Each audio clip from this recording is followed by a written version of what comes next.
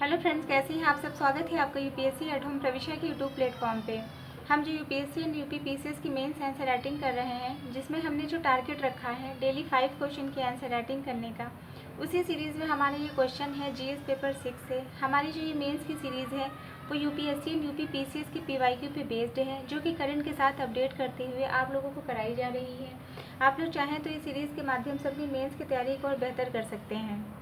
आप लोग भी आंसर राइटिंग की प्रैक्टिस करते रहिए, क्योंकि जब तक आप लिखेंगे नहीं आप लोग को लिखने की प्रैक्टिस नहीं होगी।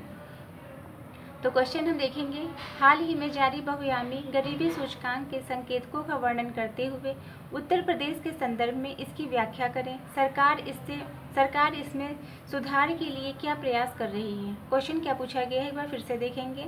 हाल ही में जारी बहुआयामी गरीबी सूचकांक के संकेतकों का वर्णन करते हुए उत्तर प्रदेश के संदर्भ में इसकी व्याख्या करें। सरकार इसमें सुधार के लिए क्या प्रयास कर रही है, उसको हमें बताना है। तो सबसे पहले हम इसका इंट्रो देंगे। इंट्रो में हमने क्या लिखा है कि जुलाई 2023 में नीति आयोग द्वारा दूसरा राष्ट्रीय बहुआयामी गरीबी सूचकांक जारी किया गया, जिसमें उत्तर प्रदेश में लगभग 22.93% गरीब जनसंख्या के साथ देश में बड़े राज्यों की श्रेणी में तीसरे स्थान पर है। यह जो है क्या है, यह जो है जो बड़े राज्य जो है उनकी श्रेणी में कौन से स्थान रखता है, तीसरा स्थान रखता है। वर्ष 2015 2016 से वर्ष 2012 2021 के बीच में उत्तर प्रदेश से लगभग 3.43 करोड़ लोग बहुआयामी गरीबी के दायरे से बाहर आए हैं। इसके मानक क्या हैं कि इस मानक के आधार पर जो डिसाइड होता है कि गरीबी जो है कितनी गरीबी है, तो क्या है, पहला जो है शिक्षा। इसके अंतर्गत जो है क्या बताया गया है कि स्कूली शिक्षा के वर्ष स्कूल में उपस्थिति, मतलब जो स्कूली शिक्षा का जो वर्ष है उस समय जो है बच्चे जो है वहाँ पे कितने जो है प्रेजेंट रहे हैं। दूसरा क्या है स्वास्थ्य। इसके अंतर्गत पोषण, बाल एवं जो है किशोर मृत्यु दर, प्रसव पूर्व स्वास्थ्य सुविधा से संबंधित है। स्वास्थ्य में ये चीज़ें जो है देखी जाएंगी। फिर थर्ड पॉइंट क्या है, जीवन स्तर। इसमें स्वच्छ ईंधन, पेयजल, आवास, संपत्ति, बिजली, स्वच्छता, बैंक खाता, ये जो है देखा जाएगा कि उनका जीवन स्तर कैसा है इन जो है मानकों के आधार पर। फिर नेक्स्ट क्या है, उत्तर प्रदेश की इसमें स्थिति को देखेंगे। पहला पॉइंट क्या है, पोषण स्तर में दयनीय स्थिति है। मतलब इसमें जो ये जो मानक जो रखा गया है स्वास्थ्य में पोषण का, तो उसमें क्या है, उसमें यूपी की जो कंडीशन है बहुत ही जो है क्रिटिकल है। नेक्स्ट क्या है, शिशु एवं जो है किशोर मृत्यु दर कितना है, लगभग 2.20% है। नेक्स्ट है, स्कूलों में बच्चों की जो उपस्थिति है वो बहुत कम है। ये जो मानक है उन्हीं के अकॉर्डिंग हम देखेंगे कि यूपी की जो है क्या कंडीशन है। फिर नेक्स्ट क्या है, मातृ मृत्यु दर का अधिक होना। फिर है, पेयजल की सुविधाओं से बुंदेलखंड क्षेत्र अभी भी वंचित है। बुंदेलखंड में जो है पानी की समस्या अभी बनी हुई है। बिजली आपूर्ति की समस्या अभी भी विद्यमान है, लगभग 5%। फिर क्या है, लगभग 19.50% आवास से, मतलब जो 50% जो लोग हैं वह किससे आवास से वंचित है, उनके पास आवास की सुविधा नहीं है।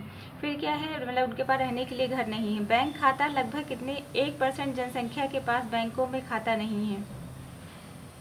1% जो जनसंख्या के पास बैंकों में अभी भी खाता नहीं है।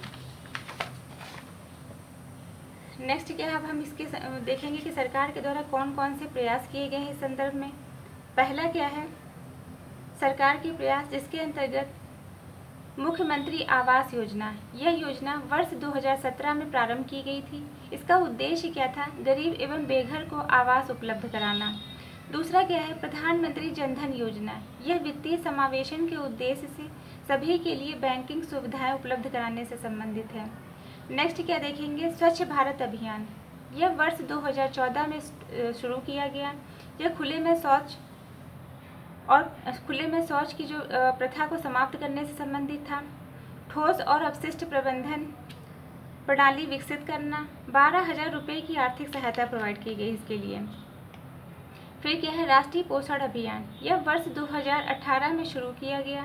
0 से 6 वर्ष की आयु वर्ग के जो बच्चे हैं और किशोरियों को, गर्भवती महिलाओं को पोषण स्तर में सुधार करने से संबंधित है। नेक्स्ट क्या है, जल जीवन मिशन, यह वर्ष 2019 में शुरू किया गया और वर्ष 2024 तक प्रति व्यक्ति प्रतिदिन 55 लीटर नल से जल उपलब्ध कराना इसका लक्ष्य था। नेक्स्ट क्या देखेंगे, मिशन इंद्रधनुष। यह किससे संबंधित है? टीकाकरण से संबंधित है। मिशन इंद्रधनुष जो है यह भारत सरकार के द्वारा 25 दिसंबर 2014 को शुरू की गई एक टीकाकरण योजना है। इसका जो मेन मोटिव क्या है, 90% बच्चों और गर्भवती महिलाओं को 12 जानलेवा बीमारियों से बचाने के लिए पूर्व टीकाकरण प्रदान करना है, जो राष्ट्रीय टीकाकरण कार्यक्रम के तहत आती हैं। इसे सघन मिशन इंद्रधनुष के रूप में भी जाना जाता है। इसका उद्देश्य क्या है? इसका उद्देश्य उन क्षेत्रों और समुदायों पर ध्यान केंद्रित करना है जहां टीकाकरण कवरेज कम है। तो ये हमने जो है देख लिया कि मिशन इंद्रधनुष से संबंधित जो है क्या चीज़ें आती हैं। ये हमारा जो है क्वेश्चन का मेन बॉडी का पार्ट कंप्लीट होता है। अब हम इसका कंक्लूजन देखेंगे। प्रदेश सरकार द्वारा गरीबी उन्मूलन के लिए व्यापक स्तर पर प्रयास किए जा रहे हैं। हालांकि योजनाओं में भ्रष्टाचार, असमान वितरण योजनाओं के लक्ष्यों को कमजोर कर रहे हैं। अतः इस पर नियंत्रण कर प्रदेश से गरीबी दूर की जा सकती है और उत्तम प्रदेश की संकल्पना को साकार कर सकती है। तो ये हमारा जो है क्वेश्चन कंप्लीट होता है, जो कि हमने लिया था जीएस पेपर 6 से। आप लोगों को हमारी जो ये मेंस की सीरीज़ चल रही है कैसी लग रही है हमारे कमेंट सेक्शन में ज़रूर बताइए। जिस किसी को भी जो ये जो सीरीज़ है मेंस की उसका पीडीएफ चाहिए वो हमारे टेलीग्राम हैंडल प्रविशा LKO पर कॉन्टैक्ट करके पीडीएफ को प्राप्त कर सकते हैं।